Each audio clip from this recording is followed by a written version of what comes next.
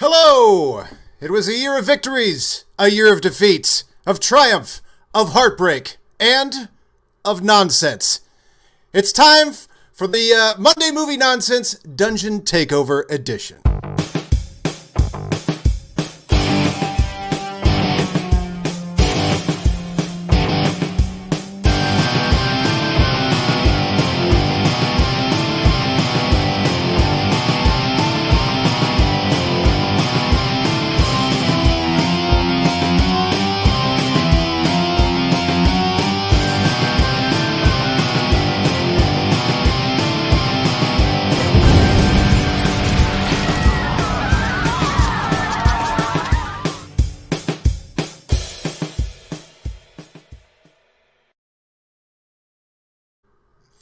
Welcome to Monday Movie Nonsense.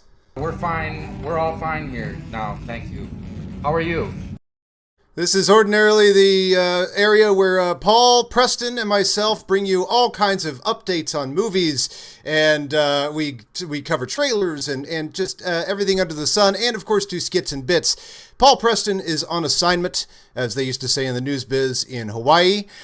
So I have decided to do something a little bit different, which is to bring on some friends of mine that I've made over the last year or 2 years, and we will cover the year that was for the dungeon here, if I can find any of my graphics.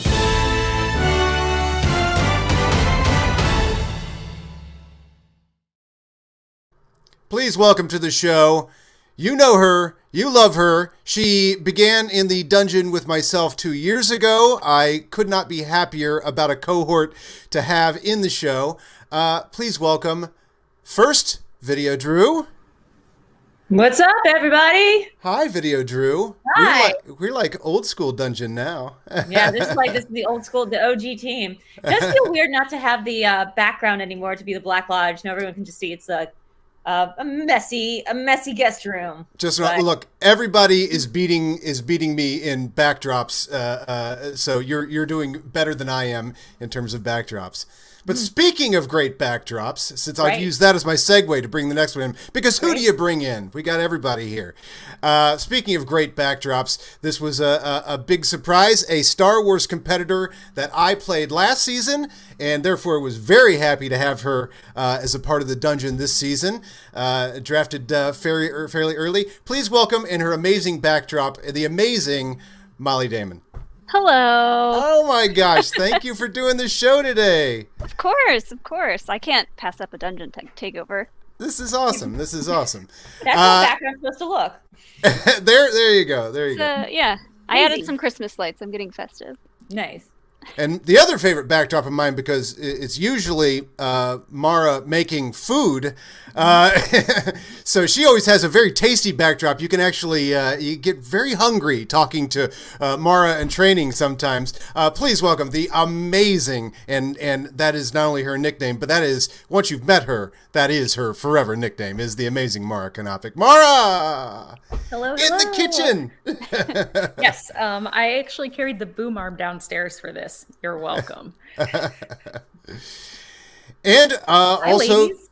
Hello. hey, yeah, and also joining us today in the realm of Star Wars, we got to know each other very well this year. You know, Mara I had met last season briefly, and Mollie I had met briefly as well. Obviously, we all got to know each other really well, but a person who I met for the first time this year when he got drafted, another great Star Wars fan. What a great group of people to talk about movies with right here. John Hoey. Hey! Hey, John. Hello. We have the best realizing- backgrounds for sure. I think. Yeah, not realizing everyone's going to be able to talk about one specific group of movies, and I am just going to be able to say that part you played in the intro is my favorite part of Star Wars. It's like my favorite moment in Star Wars history. Han Solo trying to cover for like having shot the guy at the comm desk. Yes, That's right. That part. We're all fine here. How are Casual you? murder. How are We're you? fine. We're all fine here now. Thank you. How are you?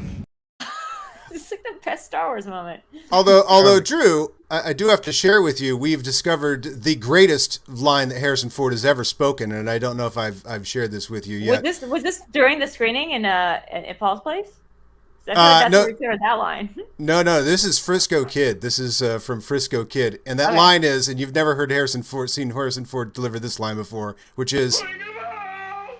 There you go. Oh my God. No.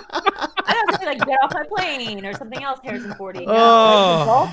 Nope. Is he Jewish in that? Is that his deal? Is what? Yiddish? Is he Yiddish in that? No, but Gene Wilder is. He's a rabbi in the Old West. He is a quarter Jewish, not too shabby, according to Not too bad. On the other side? But yes, it's a very Semitic movie about a rabbi who... Is that the word? Well, I only hear Semitic in terms of anti-Semitic. That's true. I've never hear it just like Semitic, like that's like the good version. Is this phrase non-anti-Semitic? It's a non-anti-Semitic movie. Yeah, sure. But it's actually a very well-respected movie from a lot of rabbinical people and stuff because it's so it's really it has a lot to do with like what it's like to be a rabbi and like taking it very seriously, and he has to like make Old West decisions to like go back for the Torah, and he feels bad because he didn't save Harrison Ford. It's like it's got a whole thing. It's really respected in some But so also, is Harrison Ford Jewish in this, or he just like saying Wake of Volt? Well, that's the punchline to a joke because he keeps saying she it, and then gotcha. I like that. I like Yiddish in movies that are not just Mel Brooks films. Right, yeah. So Gene Wilder has to teach him, well, if you want to say she it in Yiddish, that's oige volt. And so when they both jump off this mountain on this on their horses, Gene Wilder says she it on the way down, and then Harrison Ford says, I love that. And just like that too. And just like that. Does he mean the Sex and the City movie? Oh no! Although, did you guys see the follow-up, the Peloton commercial? Mm-hmm. That was a pretty good ad. This is Fill TV though; it's not movies. So I'm not sure I didn't understand here. I didn't understand it, but I watched the new episodes last night, and I was like, "Oh, I get it. I guess." Someone dies. Spoiler alert: someone dies on a Peloton bike, and I was like, "That's my greatest fear. I'm never going to ride one of those things." But then Ryan Reynolds came out with an ad with Peloton where he's like, "That won't happen to you." Basically, is the gist of this story. What, that the Peloton bike comes out of its moorings and you ride away or something? Or you're Chris Noth and you have a heart attack on a Peloton. Oh, okay. Even though, they're meant to help keep you heart healthy. So Ryan Reynolds is going through this little spiel about, like the medical jargon, like Peloton bicycles have been proven to help with cardiovascular, blah, blah, blah, blah, blah. And then at the very end, he just goes, he's alive. Yeah, he's alive. It was just really funny. Now, I have a message from Robert Parker, who can't be with us. Mm. Oh, but I have Robbie, downloaded the intro first. You don't have a real job. Just come hang out. Yikes! Yeah, Called it's out. making me feel existentially bereft. Oh, I see. They're both named the same. No wonder I'm confused. Okay, let's see which one of these is the intro here. He says hello to everyone. Hey, Dungeon folks. Sorry I couldn't be there. I really wanted to be on this stream, but unfortunately, I have to miss it. I'm very sorry. I wish I could celebrate with all you guys and see you all again, but we'll do some kind of happy hour or something soon, so I'll get to see ya. I just wanted to send in this video and sort of chat about my favorite moments from my season this year and the season as a whole and the Dungeon crew, so bear with me as I start to get into some of this stuff. So I remember Kaiser got on the phone with me last probably December, like a week, 2 weeks after the season ended, and he pitched me this like insane idea of trying to get Dan, Ben, and Mara and me all on the same team. And at the time I'm like, well, yeah, we got to try to make this happen, but it's a gamble for sure. And even though we didn't come out this season on top in the faction race, this was like one of the best years of my life. Like, it was just so great to meet everybody and to grow in friendship with everybody. Like, this family really means a lot to me. And yeah, so starting at the beginning of my season, at least, immediately hopping on the study train with Mara from day one was just so great, as we were sort of feeling out each other's strengths and weaknesses and watching movies together. And it was just a great time. I have a lot of fond memories of going through Labyrinth and Willow and all these movies that neither of us really like, but just trying to memorize every little fact from them. Fast forward a little bit, and I got to my match against Chandru, which I obviously lost. And for the people who were on call with me that night, they knew that I did not handle that loss very well. But I would not have been able to rebound this season without those people who were there that night, and for everybody who wasn't as well, who gave me just such great advice. It's because of the people that I had around me this year that I was able to rebound and just run through that whole tournament. I remember the celebration after the Cantino, after I beat Saul. That day, that night was just so much fun. It was just like, it really epitomized what the Schmoedown was to me. And that's, friends, even the people who weren't there, obviously I was able to, celebrate in person with Whit and Kaiser and Smets and so many others. But, having Dan and Mara on the phone right before and right after was just so wonderful. And then obviously Spectacular, leading up to that big match for me, was, huge, a lot of pressure. But I put in the work. I remember just the weeks before being on calls with Kaiser and Whit and Mara and Dan and Hoey and Mollie and just everybody and just running through stuff. I mean, me, Hoey, Mollie, and Alex were in the Uber on the way to lunch the day before, and we were running through Star Wars stuff. Like, it was just so much fun. I remember, buzzer practice the night before where Dan invented the most wonderful strategy for buzzers ever. Sorry if I shouldn't have mentioned that, but I didn't say what it was. And then obviously the day of Spectacular was so special for me. Obviously the match didn't go my way, but the moments before and after, I think, really just cemented my love for everybody on call and everybody who's not able to join like me. I remember Bateman pulled me aside before the match and after, and he just had only what I needed to hear in that moment, both before and after, just exactly what I needed to hear. Everybody's the support the day of, and the days leading up to it, and obviously after now from Smets and just everybody. Some of my favorite moments this year really honestly came off camera. I remember visiting Arkansas a couple times and all of our happy hours and accidentally texting Mollie about what kind of wine she wanted me to bring over. And obviously the Adam Witt day of speech is my favorite thing in the entire world. I love it. I got a voicemail of it one time, just the speech that he gives before your match. Just it does nothing but put a smile on your face for the rest of the day, win or lose. I remember meeting Hoey, obviously. It was such a pleasure in LA the week and a half ago, however long that was, I don't remember. But him being my bodyguard at the bar was just the best. Going to breakfast with Kaiser the couple mornings before, both for the Cantina and for Spectacular, was really special for me. And then, the match. Oh, okay. So he sent 2 clips. So I'll play the other one when we get into the little history of the season, because I pulled. I only had so much time to pull some clips, but I would kind of want to walk through the season real quick and get other people's perspectives on it. So I thought that was an intro clip, and then the other one was a little more note. But let's walk back to the beginning of the season here. I think this is so fascinating that this season begins with a very big surprise. So let's start with Parker here. Of course, we start with the free agency special, and we'll get everybody's perspective here. Let me play the clips. I didn't come here to take part. I came here to take over. Everybody watching, remember this. Parker. That's how you spell it when you send your apology notes to me. And if you ask so really, good. really nicely, maybe I'll consider forgiving you. This season, I'm going to bring my talents and some championship gold back to Kaiser and the Dungeon. Final decision. There you have it. Robert Parker is going back to the Dungeon. All right, so that one, I think we all might have predicted. Anybody that was in the Dungeon last season might have predicted that, all right, Parker's going to stay. But what couldn't be predicted, and what was a complete shock for the ragtag, were we in last place last season, Drew? Did we come maybe not. We were second to last or something. I don't know. I definitely saved the whole season with my win against Jen Kemp, but no, I might have been last place, second to last place. I think beneath us. Yeah. Swag and the Suspects, I think, were both at the bottom last season. All right, but for a little ragtag team run by Trashmouth John Kaiser, the announcement like this had to certainly send a shock through me when I got the call. But when people found out in real time, you unlocked the monster inside of Dangerous Dan Murrell, and there is only one place where you keep a monster, and that is why I am taking my legacy, I am taking my drive, I am taking my championships. And I am going to the Dungeon. Whoa. Final decision.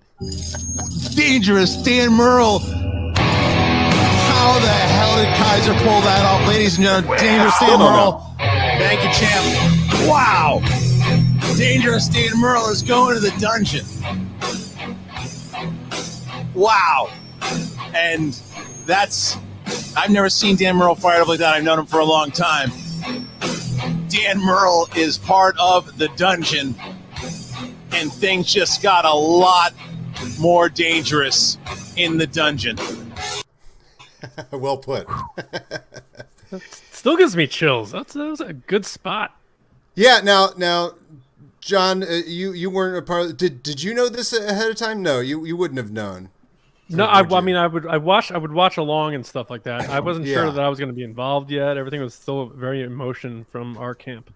And videodrew, you knew. I would assume. I knew. Well, hold on a second. This chair is weird. I knew. I wasn't sure if I was going to be part of the dungeon this season. I didn't either. I wasn't sure. Yeah, I mean, I don't think I got a phone call. I remember talking to Kaiser about Dan and Ben, but I didn't know if it was a guarantee or not, and I definitely didn't know if it was a guaranteed lock that I was going to remain on the dungeon. So I was like, oh, I mean, that's definitely a good call.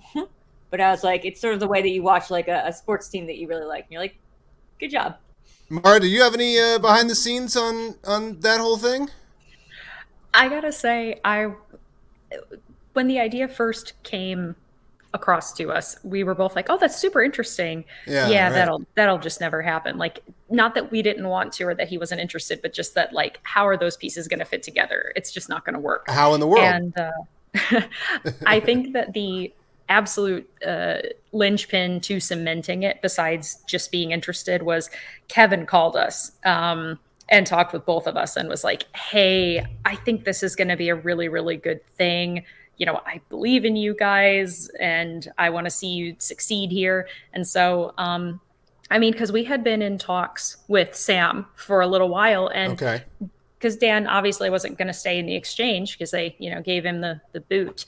But, that talk with Kevin just kind of really, it just meant the world to us that he wanted to see us succeed with the dungeon, not just anywhere. And so, yeah. It came together kind of at the last minute too. Wow. Okay.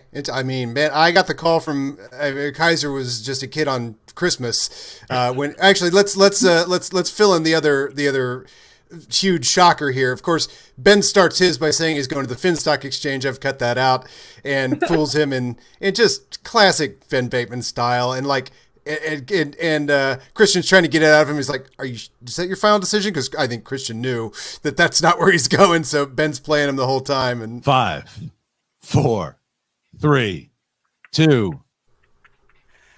I'm going to the dungeon. Final decision. Ladies and gentlemen, Ben Bateman is going to the dungeon. And Kaiser just hit the lottery. Thank you so much, Ben Bateman. What in the world is happening here? Let's talk about war. That's a crazy team. I don't even know.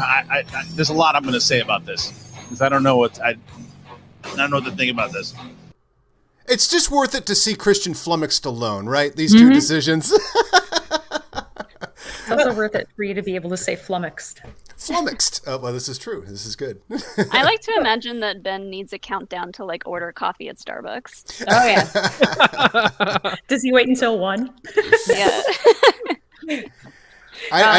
It was a startling. I think by that point I was like, oh man, they're probably gonna if Dan's involved, Ben's gonna be involved, and I was like, this is gonna be a startlingly different kind of dungeon because, like you said, last year we were sort of Animal House. We were sort of the exactly. We were the scrappy back in the classroom kids. Yeah, we were just kind of messing around. We really rallied around Kevin, and I feel like that was really the heart of our last year.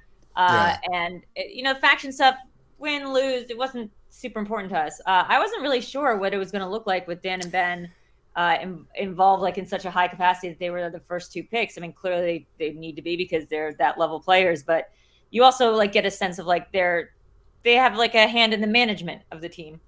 And I also didn't know if that was going to be the right kind of vibe for me because I'm very much to just kind of do things my own way.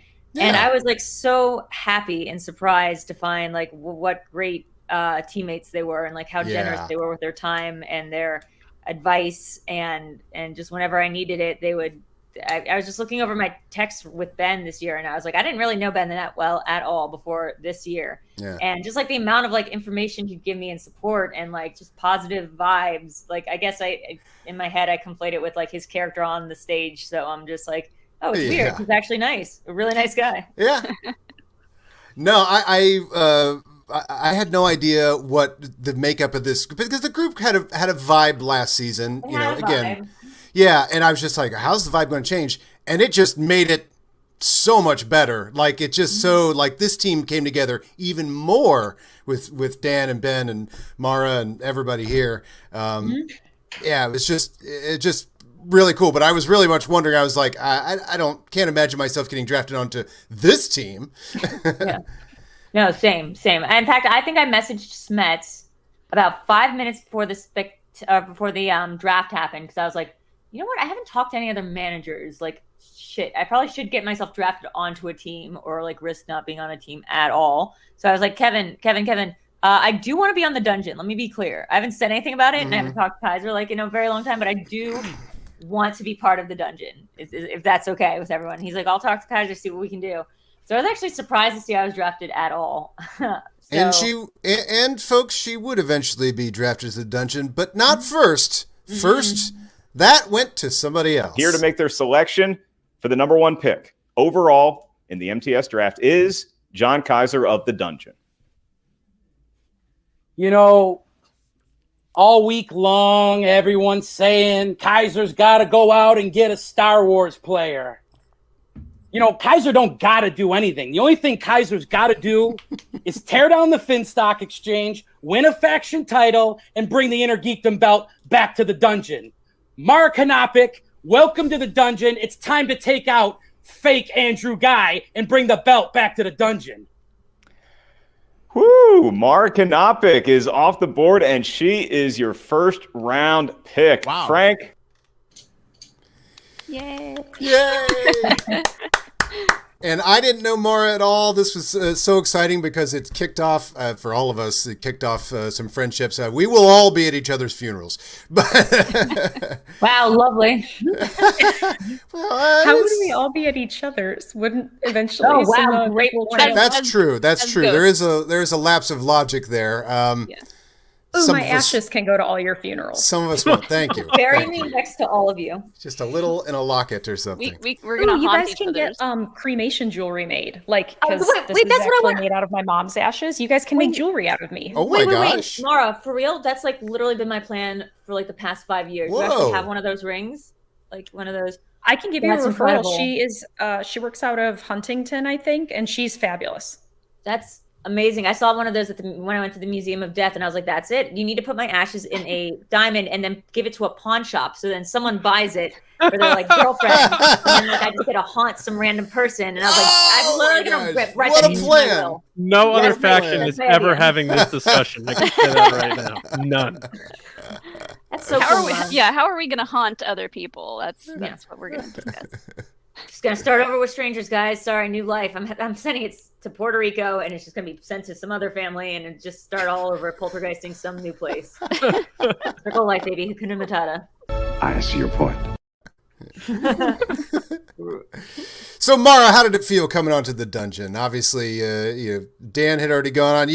Dan tested the waters there. You could tell it wasn't a bunch of psychopaths, that it was probably a bunch of well-meaning people. What'd you think? I was thrilled. I had been talking with Kaiser, of course, that week before while I was painting the closet under our stairs. Okay. I spent the entire Harry time Potter I was closet? painting it. Yeah, the one where we keep all of our Blu-rays and stuff. We call it the Criteria Dan closet.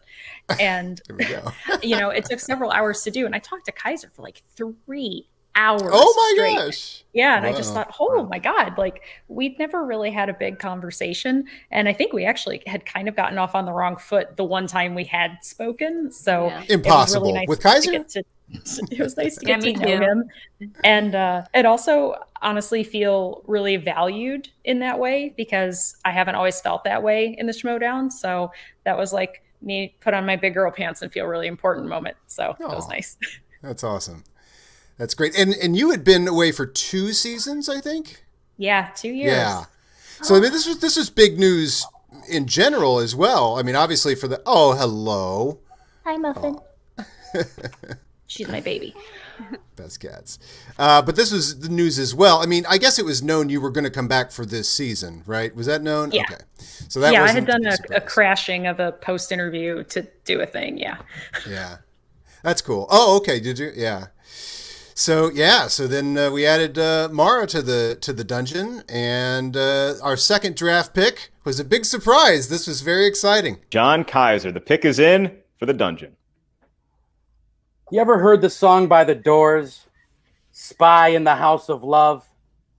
Well, I'm going out, I'm drafting a spy. Her name is Mollie Damon, and she lives in a place where the championship belt lives, except we just want to shift it from one side of the nightstand to the other. Welcome to the dungeon, Mollie Damon. Mollie Damon is the pick closing out round number 2. She is arguably the most beloved Mollie in all of the Schmoedown, Wonder Dogs excluded. That was very exciting because you were the first person I ever played in Star Wars. Yeah, you were my first. Yeah, that was my first. That crazy ass match we had with all the challenges. Oh man! The day I learned the joy. Oh my god, that match was brutal. The day I learned the joy of annoying Sam Levine, and it would not be the last time. Yeah. No, yeah, that came out of nowhere. I was not expecting that at all, and I was pleasantly surprised. I don't know if the POV crew has my reaction recorded or not, but I just remember being like, what? Right? Have you not talked to John at all? I don't think so. Wow. Oh, wow. I had talked to some of the other managers, so I like literally had no idea where I was going to end up, so the draft was fun for me to watch. But wait, so what were your thoughts? Like, where did you think you were going? I didn't honestly know where I was going to end up. I hadn't really talked to Kaiser, and I think I can't remember who I talked to, but I was just like really excited because I had seen everybody else that was on the dungeon so far, and I was like, hell yeah, this sounds like fun. Right? Yeah. Yeah. Had you talked to any other managers besides Kaiser? Like, had you had discussions with? I talked to Winston, and I talked to Coy, I think, briefly. And hadn't really like hammered anything out. Mm-hmm. So I was just like, I don't know. I mean, they probably would have grabbed you. This was just so early on. Like, yeah. I don't know. No, I mean, great picks 1 and 2 for Kaiser, man. I love Molly, do you remember me messaging you that night? I do. And I was like, I just pulled it up. So I'm messaging her when we're in the back, in our little powwow talking, like, oh my God, can we get Molly? And I message her about 3 seconds before Kaiser makes the pick. And I'm like, so how upset would you be if you ended up in the dungeon with me? Ha ha ha. And so, I gave her about 3 seconds of notice. Yeah, that I was so excited to have you in the dungeon. That was a big surprise, and I was very, very excited. But I wasn't concerned that I mean, I thought maybe I wouldn't end up on the dungeon, and then I would make that part of the plot line. I was like, I don't know, then I'll become, I always thought if I ended up someplace like Finstock Exchange or something, I would play the character of the disgruntled employee, which I think Laura kind of did at the beginning of this one, right? Because she but that sort of disgruntled employee, like, yeah, I'm really excited to be here, I just would change my tactic or whatever. But I was really concerned for videodrew because videodrew and I had talked about how we're so ride or die dungeon, and it made me so happy that the third pick was videodrew. Check 1 2. You know what rhymes with check 1 2? Videodrew. Come home, honey. We love you. We miss you. The door's still open. Videodrew is the pick in round number 3, and we're seeing some great representation here. We got a diverse slew of picks through 3 rounds right now. Check. Wait, so I'm so confused. In my memory, I was picked like last. In my memory, I was picked last. I remember we picked like really far down the bracket. That's so weird. I guess because it took a really long time. It takes a while for them to cycle through. Yeah. So double picks. But I thought I honestly remember being picked like 9th or 10th in this whole thing. Wow. So that's surprising. Yeah. That's a good look for Kaiser to like pick 3 women for his first 3. That's true. I never even thought about that till I was putting these clips together. I was like, oh yeah, he picks Mara, Mollie, and Drew as his first 3. Yeah. Well, and I love that because when we were in our little room powwowing and talking, never once did the topic of, oh, let's get another girl. Oh, let's get another girl come up. Right. It was all about ability, and the fact that you guys were still on the board was just obscene to us. Like, we couldn't believe that we were able to get you guys. And I love the fact that there are so many women that have been able to distinguish themselves in the league, you know, not even looking at the gender. Look at the fact that we got 3 elite female players in one faction. Yeah. Because people just left you 2 out there for the taking. Like, that's insane. Yeah. Yeah. But also to have that flavor of the old dungeon, because so much had changed, you know, you got you got Parker, but you know, you got Dan and Ben, and that changes things. And then you bring in Mollie, who has her own style, and Mara. And so it's like, well, what part of that is the OG dungeon? And so having Drew there, I'm like, all right, now even if I don't end up in the dungeon, I'm like, Drew's there, Parker's there, you know, now I know that that's going to be in the mix to kind of create and of course Kaiser's still there to create the new mix of the dungeon. But I was just like, please, I had no urge to be drafted. I was like, videodrew has to be on the dungeon. So yeah, I was surprised because, you know, I pulled that one out last season with Jen, and I played that perfect game, but that felt more like, you know, like the end of a movie kind of miracle, not the movie Miracle, but like just a miracle kind of play where you're just like a Hail Mary. And I'm not good at sports metaphors, but it felt like a real thing where you're just sort of like, oh, and then she did it and like scored 1 for the team. And then like she went on and like ran a car service. Like it definitely didn't seem like I would go on and like, you know, like I actually had a dealership somewhere, and she's great. She's still alive. She's got family and kids. Remember the Titans, or don't, feel whatever you feel like. But I definitely didn't think that I didn't think I'd earned my spot yet. I felt like at the end of last season, I got a lot of goodwill for that Gen Chem match, especially because of the way that I dedicated it to Kevin. But I didn't think I was like at the level to play that I think I achieved this year, even despite losing twice. I lost to like people who ended up playing for the belt, like it's spectacular. So I feel pretty good about how this season turned up. But still, yeah, I was messaging Kevin, thank you. Like, I'm so happy to be on the dungeon, but I was also like, is this the same dungeon? Like, how's the power dynamic going to work? Like, is Ben going to, I didn't know that much about Ben or Dan. So I was like, are they going to come in and sort of like, you know, be big and like, no, do this. And we have to study 40 hours a week. And like, you have to sit here and do homework. And like, we're going to quiz you about everything. And I was just like, a bunch of movie nerds. Just a bunch of movie nerds hanging out, and like people that I honestly would like be like, am I bugging them? Can I message them at 2 a.m. and ask them this question? So yeah, it was really great. And not for nothing, but all 3 of you, like once I got involved and started watching more matches, because I used to watch back in the day, but watching all 3 of you play, like it's entertainment too, and all 3 of you are very entertaining to watch in your promos during the matches, and that's a big part of it. And I think that was a big part of why like this faction turned into like a fan favorite faction, aside from Adam Witt, of course, being called fan favorite. But he's the fan favorite. All 3 of you were very entertaining, and I did my best to try to emulate that. So you all 3 inspired me, not just as competitors when we studied and stuff, but also just our interactions on our Zoom calls and watching your matches and how you carried yourselves. So you got to, like, the entertainment aspect is something that gets overlooked sometimes, and I think all 3 of you brought that 10 out of 10. And I will say this about John Hoey. When I saw him on Thursday night at Jill's birthday party right before Spectacular, I did say to Nerd Chronic, who is that Adam Witt impersonator who's standing up there? So you had your hat off, and I was like, you and Adam have very similar hair. Yes, that's so true. I was like, someone hired an Adam Witt impersonator to come to this party, and he goes, that's John Hoey. And I was like, oh my god, that's John Hoey. I should have grown the beard out longer. Your torso made you seem like you would be average in height. I did not expect you to be quite tall. That is the thing about Schmoedown. The height differential between what you expect people to be and then what they are is just vast. Sometimes they're smaller and sometimes they're bigger, but they're never the height that you expect people to be.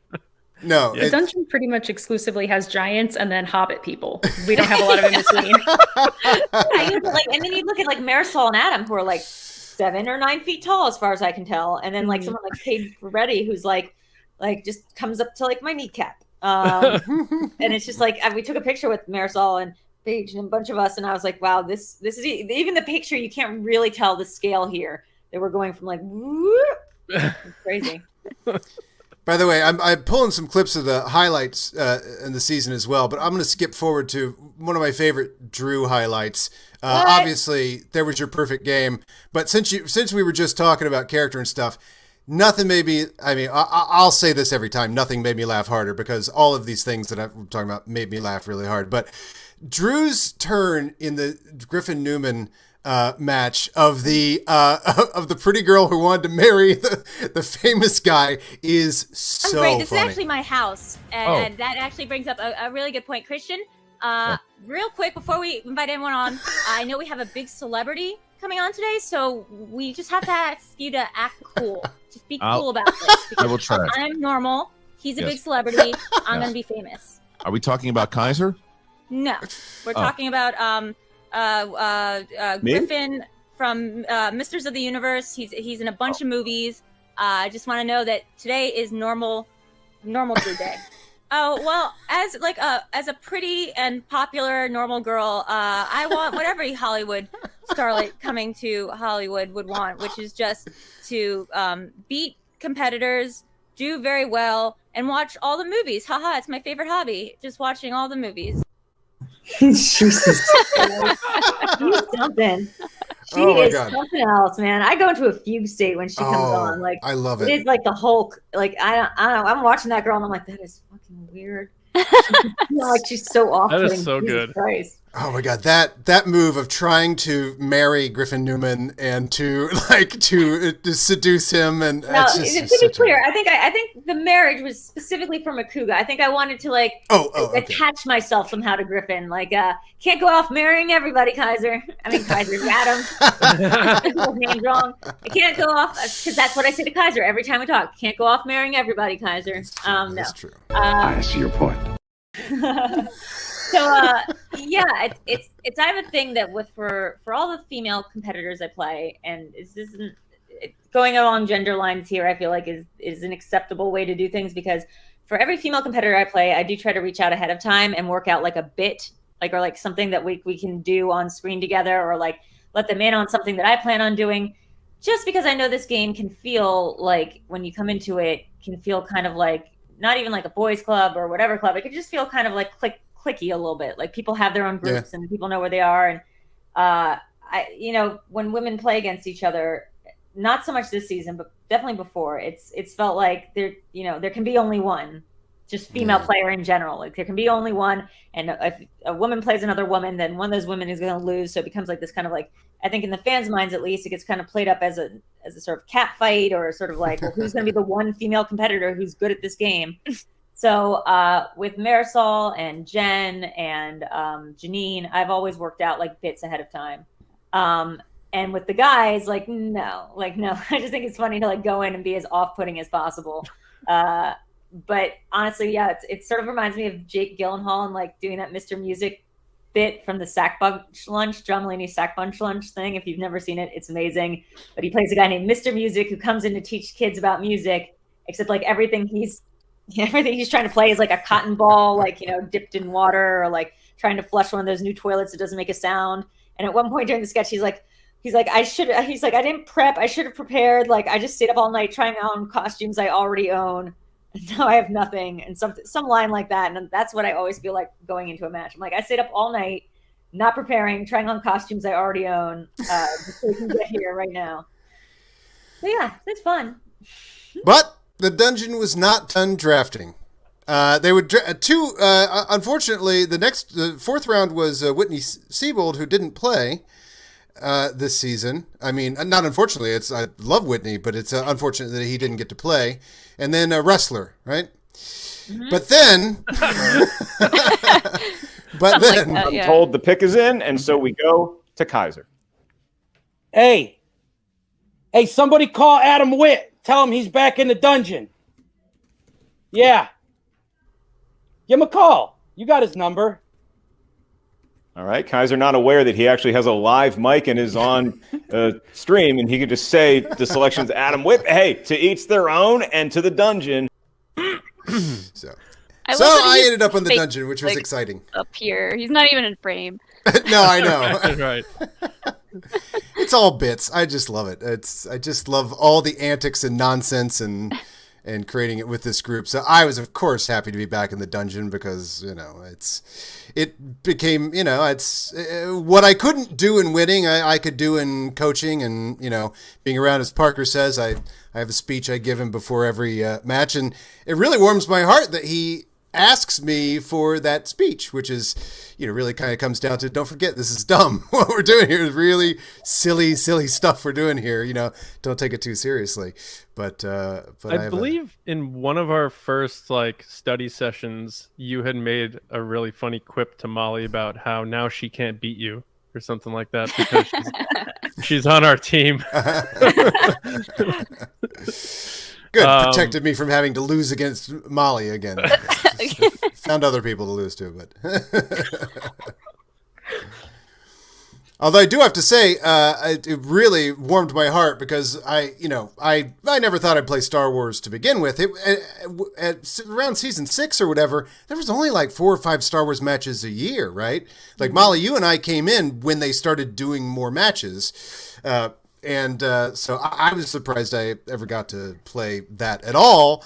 And the punchline to that is at Spectacular, I'm down in the dressing room. I tweeted this week, that I'm down in the dressing room, and Alex comes in and goes, "Hey, Adam, we want you in the Star Wars picture upstairs." He came down to find me, this awesome. Star Wars champ is like, "We need you in the photos." That felt very good. Yeah, we couldn't take it without you. And speaking of Star Wars competitors, we were not done drafting. I believe this might be the last pick. I'm going to draft this kid, but you better put my boy Kevin Smets' KOTOR video on your channel, on your Jedi News Network channel. John Hoey, you're a big wrestling guy. You got a big brain and a big attitude, and we've been looking at you. We want you in the dungeon, kid. Okay, John Hoey. We know he's great at Star Wars. And put John that video came... on your Jedi YouTube channel. My Jedi YouTube, your Jedi YouTube network. Channel. Not even close. But... Jedi YouTube. I think that's what it's called. Jedi YouTube channel. Totally close. I didn't think I was going to get drafted at that point because I was like, well, he's got Molly. Oh, he's got this Adam Witt guy who has an SW next to his name, so he's Star Wars. I'm like, I'm not getting drafted. Whatever. That's fine. Lacey had just gotten drafted to the Den, and I was like, that's cool. One of us got picked. That's pretty awesome. And then when I got picked, I was like, did he forget that how many Star Wars players he has? He's like, what is this? All right, that's cool. He said I had a big brain and a big attitude. I got to roll with that. So that was really cool. Yeah, more Star Wars players. Well, I guess theoretically at some point I could have done singles or could have. I don't think we knew at that time who we were going to have be teams or whatever. We knew one big team we had, but yeah, I probably theoretically could have played in any division. But what's cool is I played. I have 2 matches in Star Wars this season. So yeah. And we came full circle by us playing each other, and then you got to manage me when I played Alex, which was really fun. Oh, that was, boy, how great was that? Because this is people just naturally go, ooh, what if Molly and Alex played? Ooh, what if Nikki and Andrew played? I mean, it's just a natural question sure. people would ask. But so that kind of became a legendary match in the making when you started playing, and they're like, ooh, I wonder, so to actually be able to manage that match, that was perfectly full circle. That's right. Yeah, that was legendary. Adam, match. Don't forget, you lost, and I guess this is breaking the, 4th wall or whatever, season's over. I don't care. 5th wall. But 5th wall, whatever, 6th wall. But you took that Harper match, your first match of the year, pretty short notice, and you took him to the wire, and he was so hyped. If he lost that match, the whole thing breaks down. And you took him to that brink. So, you played an amazing match that, probably wins 9 out of 10 matches. And I think that gets forgotten because he had so many matches that year and he won the belt and stuff. But his first match was against you, and you took it short notice because, as it is famously known, the dungeon doesn't turn down matches, and you took him to the brink.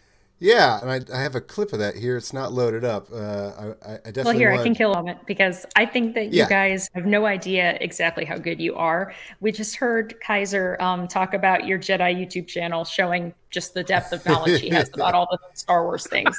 But he was in all of our almost every study session and he picked up on stuff. I mean, Kaiser, he plays the character, but like Kaiser is no dullard with movie trivia. Right. And the idea that he had gained enough knowledge to make that challenge in your match, Hoey, like that he possessed the requisite understanding to at least make the challenge, to be able to argue it.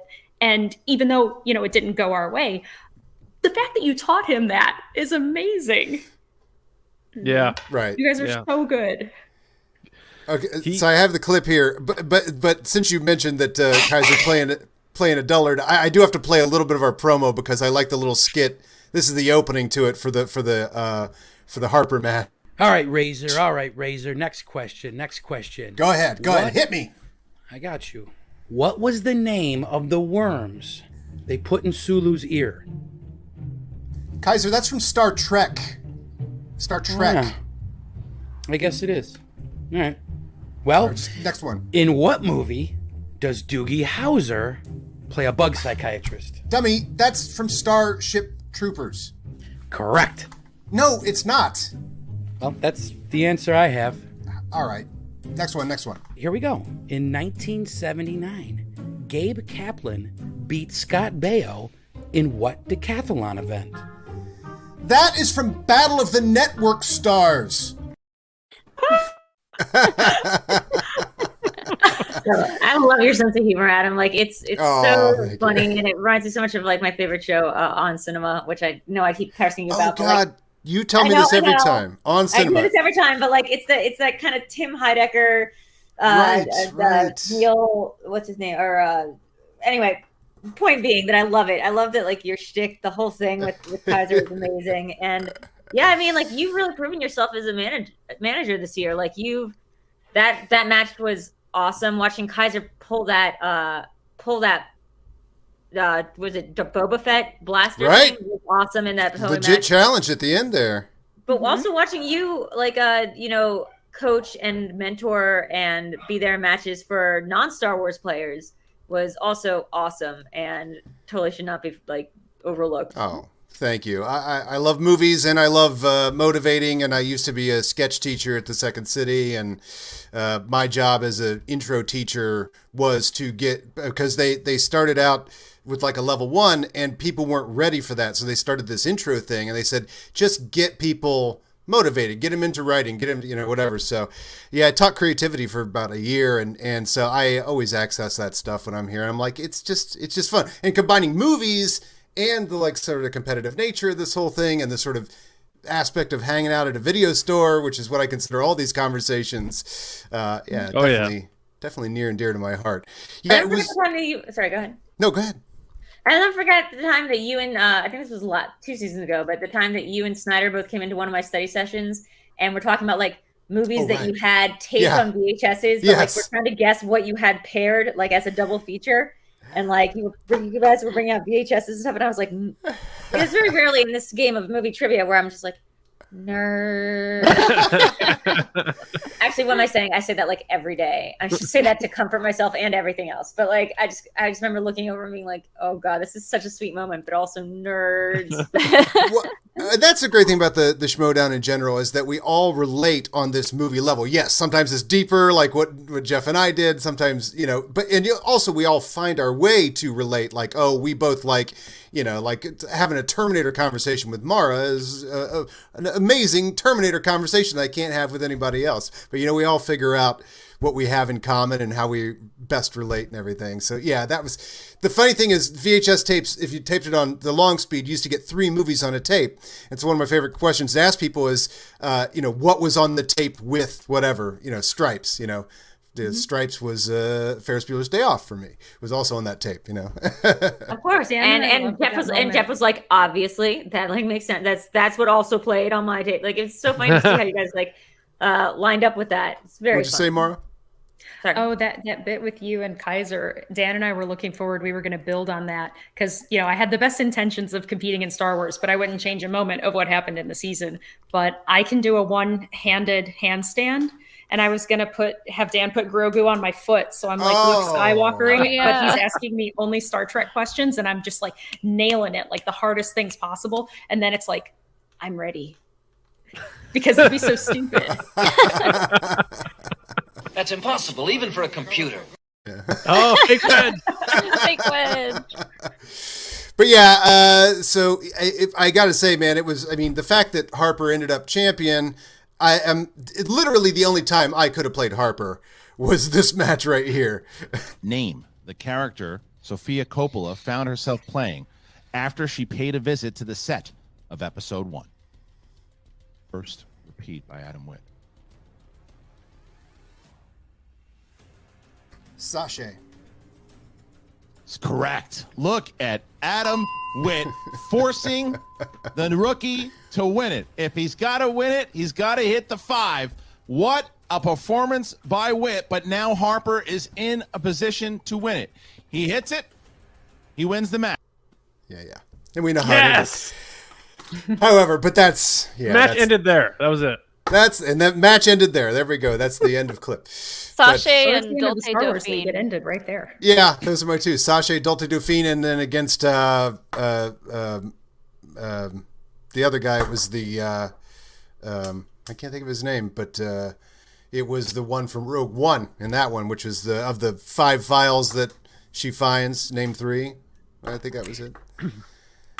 Yeah, that's a fun one to answer. But we're dropping these highlights. These highlights compare nothing to what probably Dungeon Clip of the Year. I pulled a couple more clips, but Dungeon Clip of the Year out of the gate. All right, so here's this new team. Here we are. We're formed.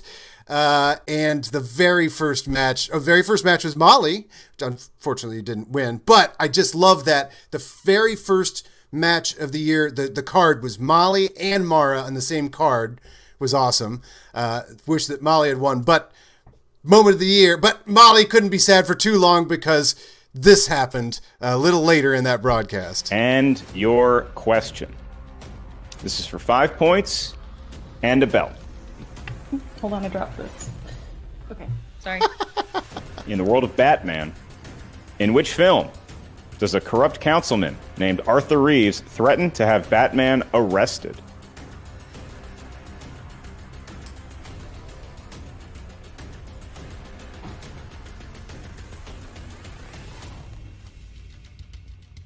Batman Mask of the Phantasm.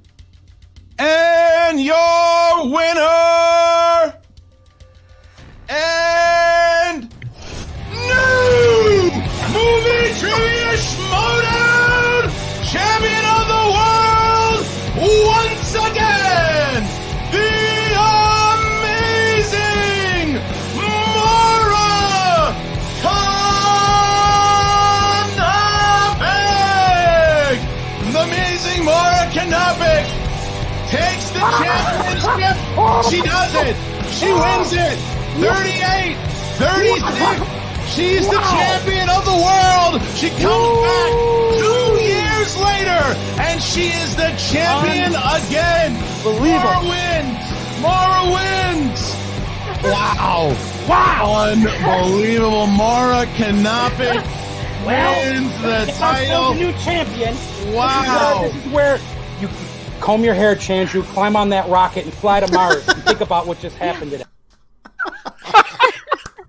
People always say they wish I hadn't muted my mic, but they were really, really glad that I did because I can project, and it was really loud.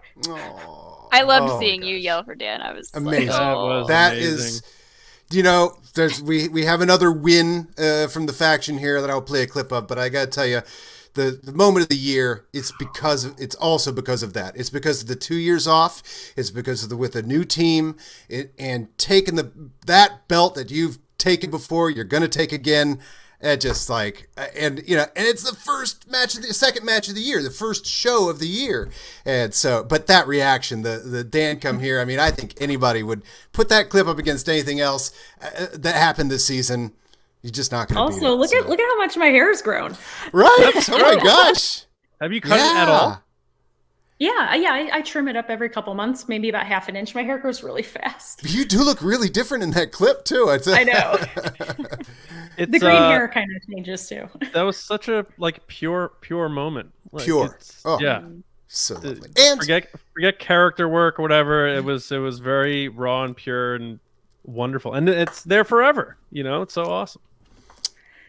I was so excited because now Mike and I are, unless Rachel comes back, we're the only two people that have ever held the old original Inner Geekdom belt and this new one.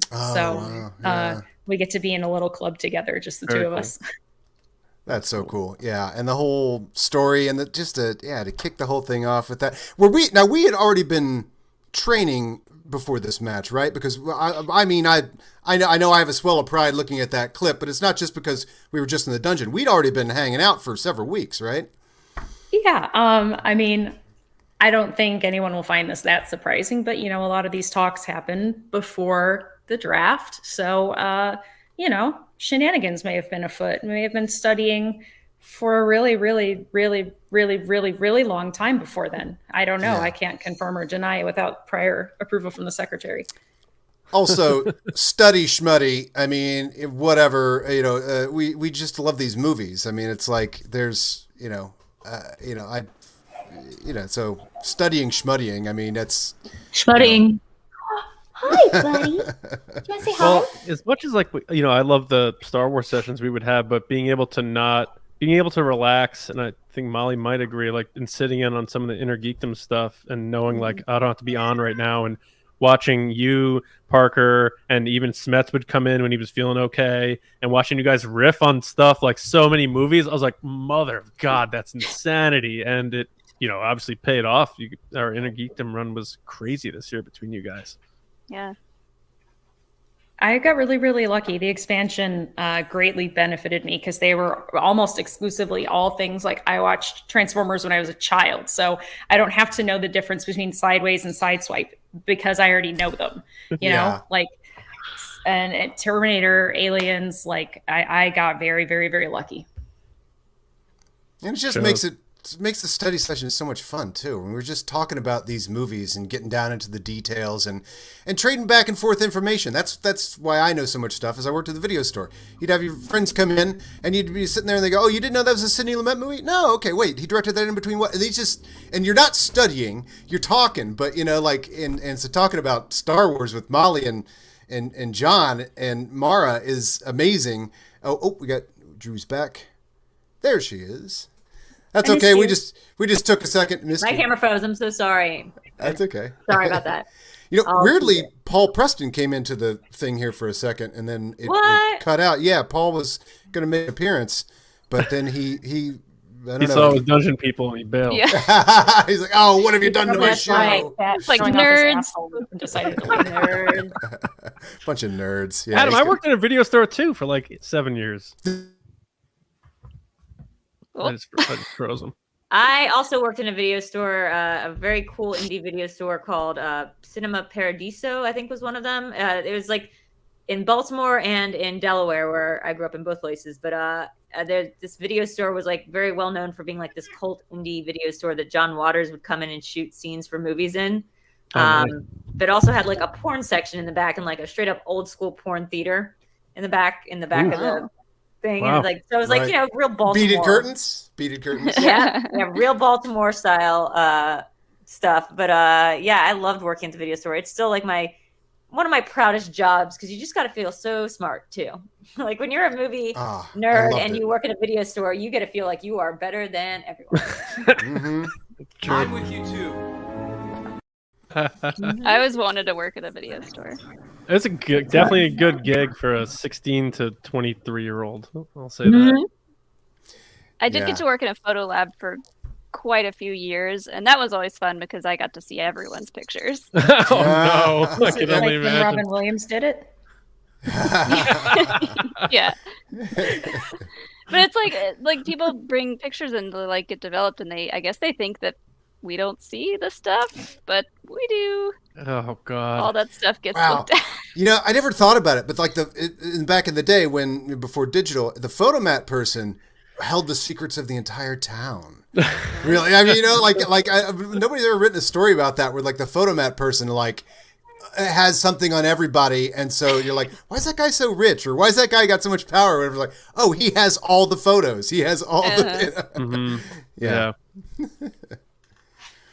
Okay, well, we have another big moment. Mara wins, and another big moment here for the dungeon. All right, and it is in the category of thrillers. What 1990s thriller from director Andrew Davis was a remake of the Alfred Hitchcock film Dial M for Murder?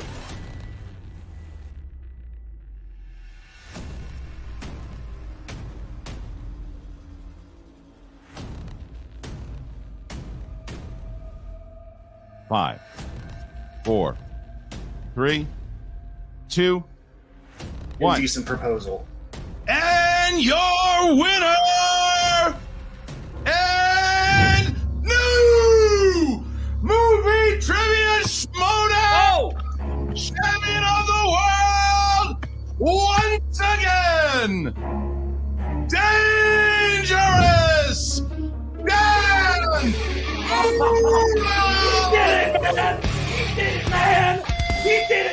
The answer was a perfect murder.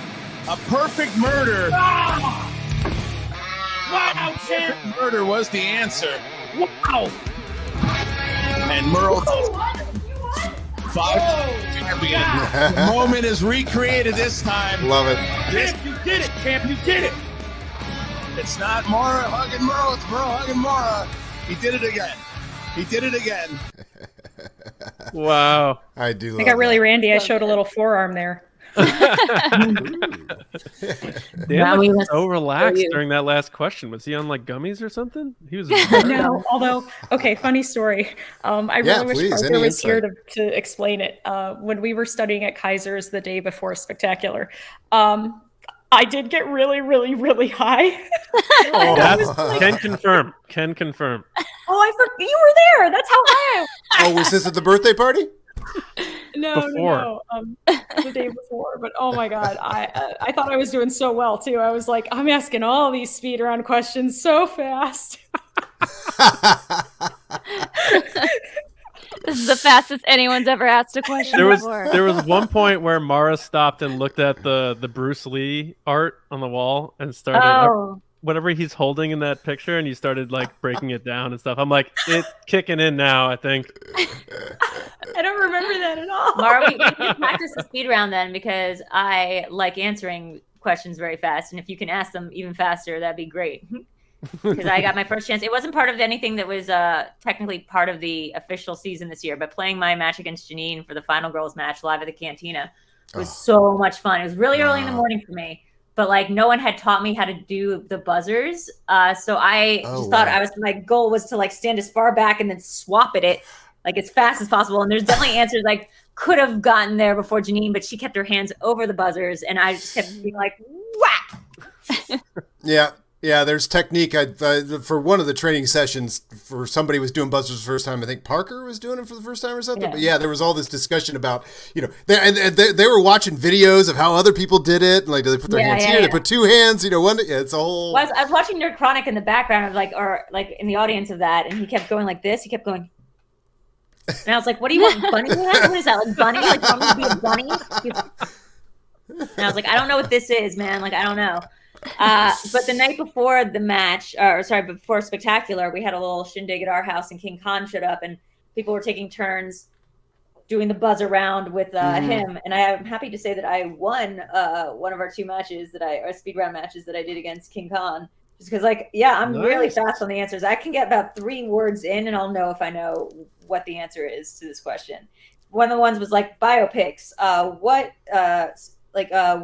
What movie was the first biopic about the first gay? And I was like, it's Milk, because like the first gay scientist was not Alan Turing, you know, or like openly gay scientist. I guess it was openly gay, and I was like, it's not Alan Turing, so it's gonna be Harvey Milk, because there's not that many like biopics that we make about the first openly whatever. So I was just like, yeah. Or like the one where for my Final Girls match was like the first question was like Anya Taylor-Joy's first, and I was like, bleh.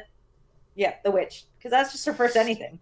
Right. So I really like doing the speed round matches, but I definitely need help on my technique of how to do it, which is not like Thor swap it like a hammer. Well, the question. Isn't it crazy how like the Rolodex in our brains works so quickly with movie stuff? It's so bizarre. Yeah. Yeah. And Can't remember my Netflix password, but I remember Yeah. 1988. God bless the iCloud keychain.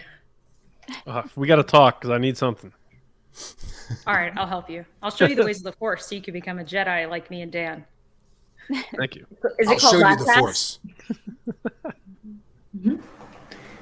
Now, I got another clip from Parker here. Let's see. He's continued with his. Having Dan and Mara on the phone right before and right after was just so wonderful. And then obviously spectacular.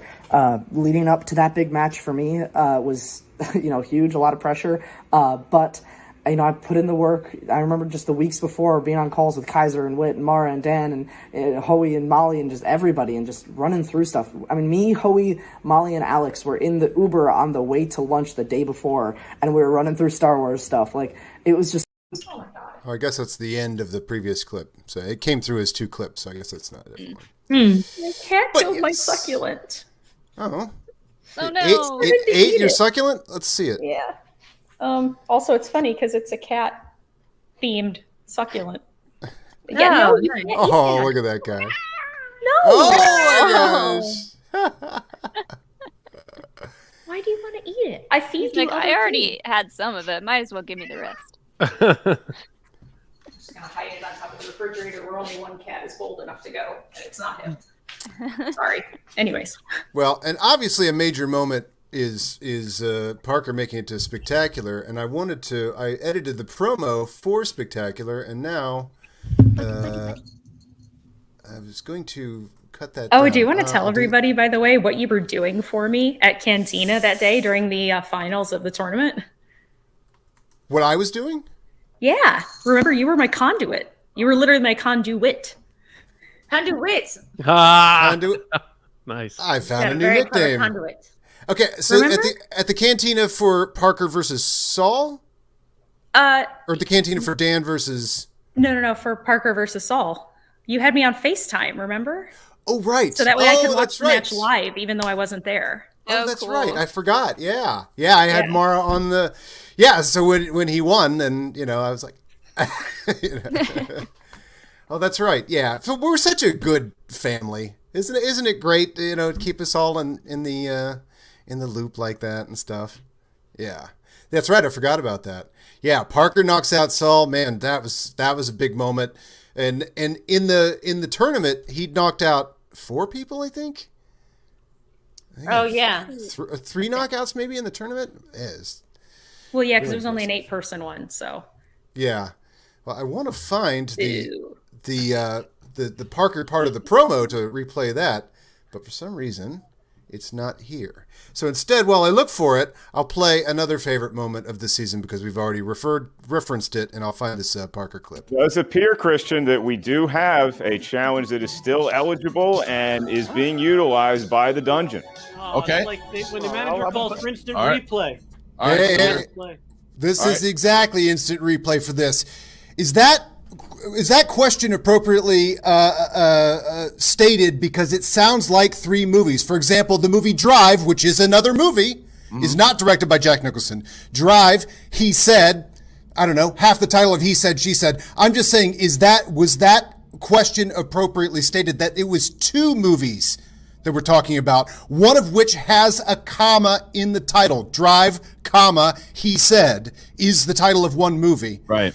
Is that confusing? Adam, to add to your point, before we move on to Sam's rebuttal, which you're going to get, the movies Drive, he said, the film Drive, which there are multiple versions of films called Drive. You would need to reference the year because obviously I'm going to focus on one film called Drive as opposed to specifically the film you are asking about. You are not specifying the film you're asking about, and 1/3 of the film's reference in the question. All right, so that's your argument. Sam, counter. Absolutely. So the ruling is that because the question was not properly asked nor worded, the challenge will be upheld, and the ruling will be Ben Bateman will be asked a different 5-point question in the same category and will retain the usages of any JTE rules he wagered during that question. I don't know what we don't have really an official terminology for this in the Schmoedown, but this is the baseball version of playing the rest of this match under protest. All right. Well, the challenge is in. It is noted, and now we will go to the 5-point question. All right, here we go. So that was a fun moment. Yes, Great we have. challenge. Someone has pointed out we have a spammer in the chat, but I'll give him some time here. I'll give him some time. we do have some of the best girls That's in the world. hilarious. Make Nurkonic a mod. He'll mod the chat. Oh, I'm okay. unclear as to what their level of being clothed is. They're not really being very clear. No, it's weird how like the name is more of a spam than the actual content, because the content is just kissy face, happy for the kissy face check mark. Yeah. That's true though. What Mara's saying, like, is it XYZ man who's naked, and the girls posting XYZ man naked? Like we just don't know. So this is actually a pretty progressive thing. It's the XYZ man is being posted by girls, and it's revealed to be naked. Kaiser. Yeah, sorry, it's Kaiser being posted naked by girls. Thank you, XYZ. That would. I mean, we really could get rid of that person just by sending them photos of his XYZ. Yeah, right. Oh, you don't know what people are into these days, Adam. It's very weird. Yeah, thank you. So that was there's a whole industry. Yeah. That was an amazing challenge. I just want to say that was like probably one of my favorite challenges of the entire year. Like maybe recency bias, having just watched the clip, but remembering what that felt like watching that match and being like, because we had the same thing. We were just like, what drive, he said. Right. He said. And I think the last time he read it correctly. He read it correctly. By that point, you've spent so much time thinking of like Rice, whatever, the guy who directed Drive, definitely did not direct these other movies. And Jack Nicholson was not in these movies. Or like the whole thing was just so messy. Sorry about my dogs. The whole thing was just so messy. And then I was like, well, they've got to challenge that. Like, they've got to. And I thought it would be Ben that would make that challenge. But it was funny that, like, he didn't seem to be saying anything. And then you came in totally guns blazing. And it was awesome and such a badass moment. And then Sam's little response about playing the whole thing, like, under duress or whatever. Under protest. Under protest it's just very Sam. And, like, it's very Sam. You can't hate the player or hate the manager. You got to hate the way the manager plays the game. But, yeah, like that was just like a perfect challenge and well made by managers. We had some really great manager challenges this season. Oh, okay. Here we go. But while we got him here, let's see if we can bring him in here. Paul Preston, while we have you from a cell phone. Part of the dungeon this year, Paul. Hear anything? Is he on Mars? Are you on Mars? He's on the Big Island, Hawaii. He's on a volcano. Yeah. Okay. Hey, I made it to the volcano. Oh, wow. How was the volcano? That's a great freeze frame. Changed his name to Powell. Just don't fall into the volcano. Don't fall in. Have you found Joe? Martian, sound advice. Thanks. It's windy. Well, nice to see you, Paul. On the other parts of this island. What? You need to report this like you're a weather reporter. We're getting the exclusive update. The frame rate is. This is the best found footage thing I've ever seen. You just see like Bigfoot or Sasquatch just rambling by in the background. All right, it's a shame I couldn't find any service where the jungle part of this island is, because it looks like they shot Jurassic Park everywhere on Hawaii. Oh, wait, I went to a place where they And I shot did Jurassic make Park. it to a place. I did make it to a place called Waipio Valley, up on the north end of the Big Island. And they shot Waterworld there. So how exciting is that? Somewhat. Waterworld, kids. Remember Waterworld?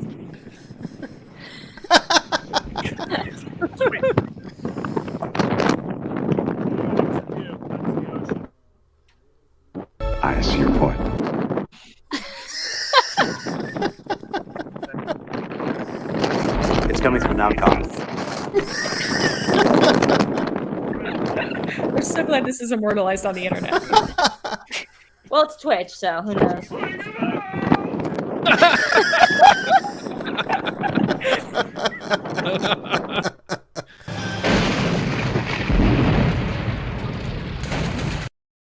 Oh man. Oh, hold on. I'm wearing solo layout here. Oh, there we go. That Oiga Vault needs to be the new Wilhelm scream. Yes. So that's Paul Preston. That was great. It is Paul Preston. In the meantime, I figured out the solo layout option on this whole thing, so I can do it. What? Why? Why? There we go. Say hello. Good boy. Oh, yeah. See, there we go. There's a solo layout. Who's a good boy? Are you a good boy? Did you puke under the Christmas tree earlier? Yes, you did. Yes, you did. True story. So okay, so I have the Parker part of the Parker Kalinowski promo, because who wants to watch the Kalinowski part? But I mean, the big moments of the year: Mara wins the belt, Dan wins the belt, and Parker goes to Spectacular. I mean, come on, like that is the perfect bookend. Obviously, the most perfect bookend would have been for Parker to win, but still, I mean, you know, I had to keep emphasizing. I'm sure we were all on the chat with Parker. You know, the Tuesday. I mean, Mara was with him right after. I think you you guys were you staying together or yeah. I took him back to my place Right. for just a little meditation. Yeah. But it just cannot be overlooked, the tremendous accomplishment. And so here's the tail end of the promo that I edited for Spectacular. And now he looks to add to his historical run by defending 3 times. Ooh, 3-time champion, 3-time defender really sounds good, doesn't it? Robert, the Spider, Parker, get your ass into the dungeon! Parker! And come and get this belt if you want! I'm here to take this division by storm. And your winner! Robert, the Spider Parker. Some say destined to be champion. It is time to fulfill the prophecy that I came into as the heir apparent to IG. I'm not just here to play in it, I'm here to dominate it. By way of technical knockout! Technical knockout! By way of knockout! That is one of the greatest Inner Geekdom runs we've seen, and we've seen some special ones over the year, partner. Aw, Parker, congratulations! You finally made it to a title shot. For 2 years now, you're this phenom that comes in, this kid that's going to destroy everything. And here we are 2 years later. What happened last year? Ellison beats Parker! I didn't even get to see you because my partner, Chance, destroyed you. What an upset! And then this year, Chandru! you lost to Chandru, someone that I beat. Oh, you know what, the hell with it. Judy Greer. You know, I have learned something from you. I've learned how to bounce back from really tough losses. I may have never been knocked out like you have. That was the Parker Smets finally that was makes Smets his beating way him. to the title match after winning the Ultimate Schmoedown Inner Geekdom Tournament. I swept this tournament, knocking out everybody that came in my path. I am tied for the knockout record in the division. I'm on my revenge tour. I beat Chance, I beat Hannah, now it's time for Mike. He needs to beat what some say the greatest Movie Trivia Schmoedown Inner Geekdom player of all time. He's going to Spectacular again. He hasn't been there since he lost the title to Kevin Smith. Right. You know the thing about history? It likes to repeat itself. Get ready to get your tail kicked in again. Not by the Smasher this time, but by the Spider. Robert Parker, the next Inner Geekdom champion of the world. The Inner Geekdom Championship is on the line. It is a battle between the Dungeon and Corruption. Corruption's got the Dungeon's number. Sit down and shut up! Mike, you've been saved by Batman more times than Vicky Vale. You're not the best of the best. You're not Cushing level. You're not Knopic level. You're not Smets level play. So I'm not the next Rachel Cushing. I'm the first Robert Parker. I didn't come here to take part. I came here to take over. Probably will fail, should I say, spectacularly. And this big, great, glorious run, all these defenses, all these wins, this big, legendary run you've had in December, I'm gonna stop it right there. Let's see how this shakes out, kids.